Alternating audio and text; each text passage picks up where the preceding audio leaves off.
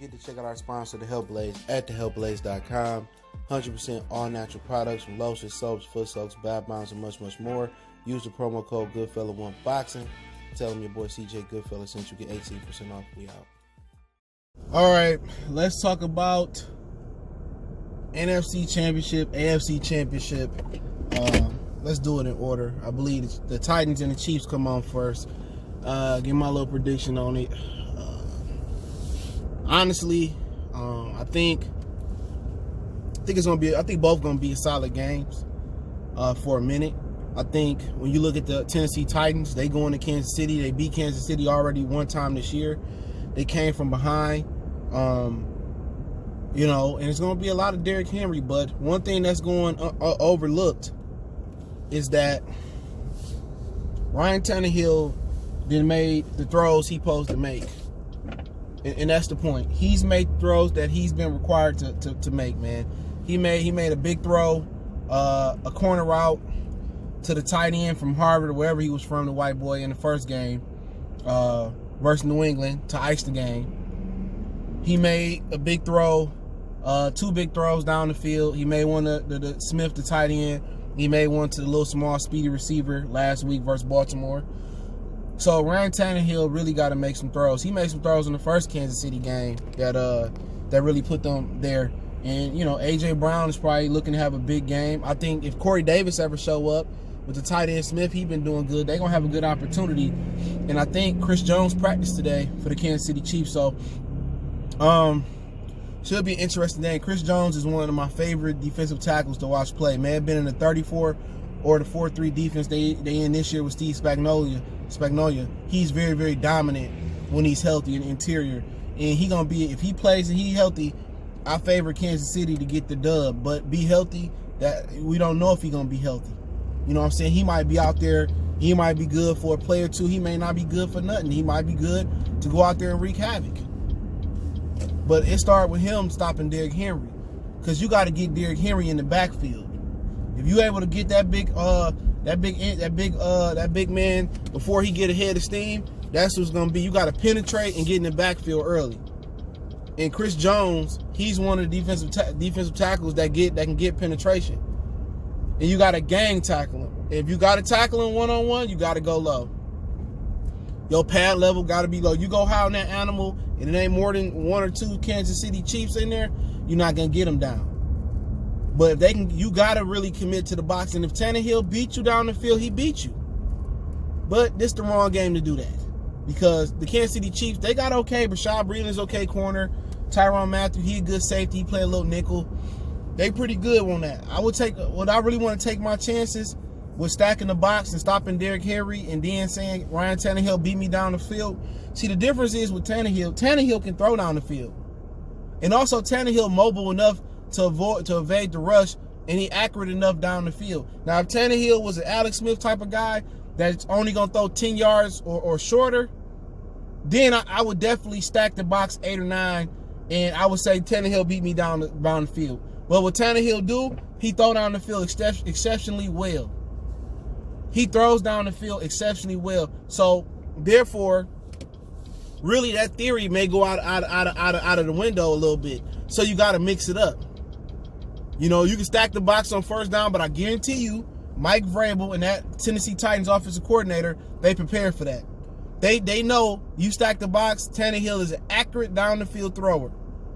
He gonna beat you with his arm. They know that. So they don't have no problem with that. So, when you stack the box, then you got one-on-one or you got a single high safety, he got to choose. And when you got receivers, hold on, shit. I don't give a fuck. Fuck them. You trying to go in your lane block, not my problem. But hey, let me continue. You know what I'm saying? But when you sit there and you got receivers that can get down the field and that's speedy, what I would do is I would mix it up. But my primary thing is to stop Derrick Henry. But you got to pray your corners can defend one-on-one. That's the difference. You got to pray your corners can defend one-on-one. And if your corners can defend one-on-one and they can win the battles, your pass rush get there fast enough on them play-action deep ball passes, you got a chance. But Tannehill is he's a dangerous quarterback because he mobile and he can throw down the field. Now, if he was a dink and dunk or Deacon Dak Prescott type of quarterback with 5 yards and under or 10 yards and under, then, I wouldn't, they wouldn't make it this far. But his ability to go down the field, be accurate, that's what make it dangerous for Kansas City. If they start going 3 and out and Tennessee start grinding them possessions down and they put touchdowns instead of field goals up, Kansas City gonna be in trouble. Even though they can strike hot, they can get hot. It's hard for offense to get a rhythm when you got a running back that's grinding the yards. That's different from playing Deshaun Watson and the Houston Texans, because the Houston Texans don't have a running back that can grind like Derrick Henry and wear you out. And Tennessee gonna finish with touchdowns, or if they finish with touchdowns. So Kansas City got to go out there. If they get up quick on Tennessee, they stop Tennessee early, make Tannehill 3rd and long. Now no 3rd and manageable, 3rd and 4, 3rd and 3, keep it 3rd, 6, 3rd and 7, 3rd 10 or longer. I think they're gonna have a great chance. And if they can put up points either, if Kansas City get up quick, it's gonna be over with.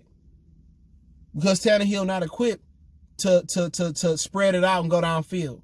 Then you don't have the time to run it with Derrick Henry. As long as they don't let Derrick Henry pop off 20, 30, 40-yard runs or 10-yard runs at a time, they stop him. They keep him in the backfield. They wouldn't have no problem. Don't let them get on them screen passes. But defensively for Tennessee, make Patrick Mahomes go to length of the field with 20-play drive. Don't give up the big play. Make Patrick Mahomes go through his progressions. And when he throw you one, you got to catch it. You know what I'm saying? Don't let Hardman and Tyreek Hill go down the field and eat you up. Don't let them get chunk plays. Make them chop up the field. Make them chop it up. I double team Travis Kelce, and I will play soft. And you got to tackle Kansas City. That's what you got to. Kansas City, you got to tackle them. Don't let Hill. No, just tackle them. Don't go for the ball. We want no yak. Make Patrick Mahomes have to chop up that field and don't let them get 30, 40, 50 big yard plays. Disciplined football, but Kansas City defensively, I told you got to, stop Derrick Henry and make it 3rd and long. But honestly, I like Kansas City in this game. I like them 31-20. I like them 31-17. I think it's going to get it. I think they're going to win comfortably. I could be wrong, but Tennessee got the perfect offense and they got good enough defense to win. But and Andy Reid choking in championship games too, man. In the NFC championship games with the Eagles, he choked. So, to be honest, I'm gonna say it's gonna come down. It's gonna come down. I'm gonna stick with my score, 31-17. I'm gonna just say Andy Reid breakthrough. I'm gonna say my homeboy gonna go crazy, and they gonna win. Now to talk about Green Bay and the 49ers. Green Bay got smashed last time, and the 49ers was missing a hell of a lot of starters. All right. This time they got Devontae Adams, and they doing well with that. Aaron Jones, but 49ers got a hell of a defense. You look at that front seven, you're looking at Eric Armstrong, DeForest Buckner, Nick Bosa. You know what I'm saying? You got the other kid they got that's rotating in. They took in the top 5 from Stanford. I can never remember his name. You know what I'm saying? They got D Ford offside self. You know what I'm saying? They got Richard Sherman. They got Jimmy Ward, one of the better flex and safety corners, nickelbacks, man. So San Francisco got a lot of power. So Aaron Rodgers really going to have to be vintage Aaron Rodgers. And he got to break the pocket. And once he break the pocket, and he get away from that pass rush, then you test in the secondary. Now the secondary they gotta if they in zone, they gotta pass zones. Over there in man, now they gotta stick with those receivers. So it's gonna be basically like being Russell Wilson and doing football drills and making something out of nothing. And Rodgers can do that, or at least in his heyday he can do that. But Aaron Rodgers single-handedly basically going to win this game, especially if Aaron Jones don't get to run in the right way and they don't get him involved and they shut him down. They're going to have to depend on Jimmy Graham to come up big, Scantling, Geronimo Addison, Devontae Adams. So he got to break the pocket some or manipulate the pocket and really give his receivers time to get open.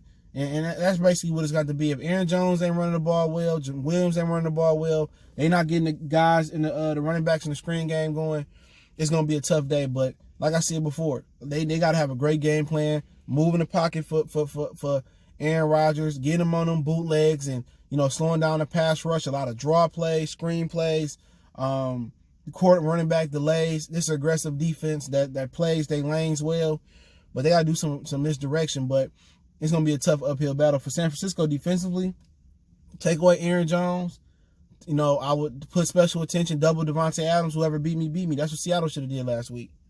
Double Adams, take away Jones.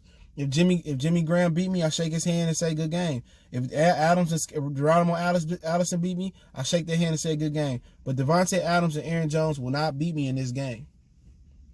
They will not beat me in this game. You know, and if you're looking at it from a 49er standpoint of view, offensively, run the ball. Breida, Coleman, Morstead, run the ball, play action, down the field to Kittles, down the field to Debo, Emmanuel Sanders, and all those other dudes out there they got, man. Run the ball, play action. And then other than run the ball and play action, you know, I'm looking for Kittles. I might even put Kittles on some tight end blocking delays, have him blocking and have him release late. You know, same thing I would probably do with some of the other running backs they got. You know, have them act like they blocking, leak out the backfield. You know what I'm saying? Because Green Bay, they defense, they got some dogs on the edge. They got some real dogs on the edge. You know what I'm saying? They edge rushers are a problem. So how do you slow down the pass rush? You run the ball. That's how you slow down the pass rush. You run the ball, you run screens, you run draw plays, you know what I'm saying? And then you take shots down the field when the pass rush not sure if it's going to be run or pass, because then they can't put in their ears back and come get you. But, you know, kind of wrap it up real quick as far as that game. I like the 49ers. I like them huge in that one. I like them 34-20. It might be more competitive, but they got a better team regardless, man. Just a better team. So that's how I see it. I got Kansas City and the 49ers advanced, and I could be wrong. Check out our NFL playlist. Don't forget me on Facebook, Instagram, Twitter. Reach out to the email if you have a business question, inquiry, sponsorship, video question. Let me know who y'all got in the comment section. Appreciate the love, support. Other than that, man, check out our sponsor, The Health Blaze, at thehealthblaze.com. Promo code Goodfellow when unboxing. Get you 18% off the 100% all natural products. Lotion, soaps, foot soaks, bath bombs, deodorant, toothpaste, hair pomade, the whole nine. Appreciate the love, support. One, make a donation. Share the video for me. Check out our NFL playlist. And let me know what y'all feel, who y'all got winning. Appreciate the love, support. We gone.